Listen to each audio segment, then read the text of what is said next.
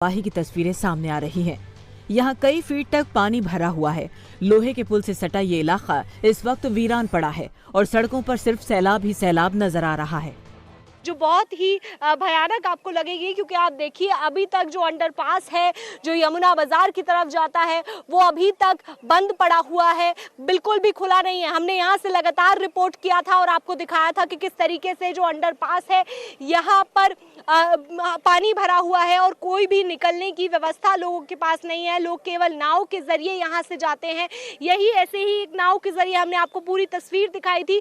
वहीं जो अंडरपास से लेफ्ट लेते हैं तो यमुना बाजार का इलाका आता है, वो इलाका जहां पर सबसे ज्यादा बाढ़ का जो इफेक्ट है वो देखने को मिल रहा है। यमुना बाजार का जो इलाका है वो इस पुल से दूसरी तरफ पड़ता है और अगर आप उधर भी नजर डालेंगे तो आप जहां तक भी देखेंगे वहां पर पानी भरा हुआ है। कई दिनों से वो अंदर फंसे हुए हैं क्योंकि अभी तक वहां पर इतना वाटर लेवल कम नहीं हुआ कि वो लोग उतर कर बाहर आ सके, क्योंकि अभी भी वहां पर जो वाटर लेवल है वो बहुत ज्यादा है। हालांकि आप देखेंगे इस दीवार के जरिए आप अगर अंदाजा लगा सके तो कल के मुकाबले और ज्यादा पानी इस इलाके में कम हुआ है, लेकिन कोई बड़ा यहाँ पे बदलाव नहीं दिखता क्योंकि एक जो ये फ्लाईओवर है आईटीओ की तरफ जाता है, लोहे के पुल की तरफ जाता है, इसके ऊपर लोगों ने अपना आसरा बनाया हुआ है।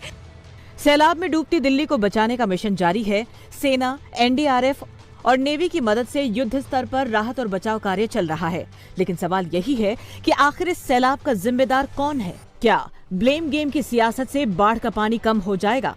और कब तक लोगों को इसी तरह डूबती दिल्ली में खुद को बचाने के लिए जद्दोजहद करनी पड़ेगी? इतना सन्नाटा इस रोड पे, ये पहला मौका है जब हम देख रहे हैं कि पिछले कुछ दिनों में दिल्ली के ऐसे इलाके जहां पर हमेशा लोगों का जमावड़ा लगा रहता है वो अब एकदम वहां सन्नाटा पसरा हुआ है। दूर दूर तक आप देखिए पानी नजर आएगा, ऐसा लगता है मानो कोई नदी यहां से बह रही है। वही हालात यहां पर इस वक्त बने हुए हैं और ज्यादातर इलाके इसी तरीके से नजर आ रहे हैं। दिल्ली का लाल किला परिसर भी डूबा हुआ है। लाल किला से सटे दीवारों से होकर यमुना का पानी बह रहा है। सड़कों पर नाव चल रही है। अगर आप तस्वीरों में देखेंगे तो किस तरीके से अभी भी ये पूरा जलमग्न है और एक सन्नाटा अजीब सा इस पूरे इलाके में पसरा हुआ है।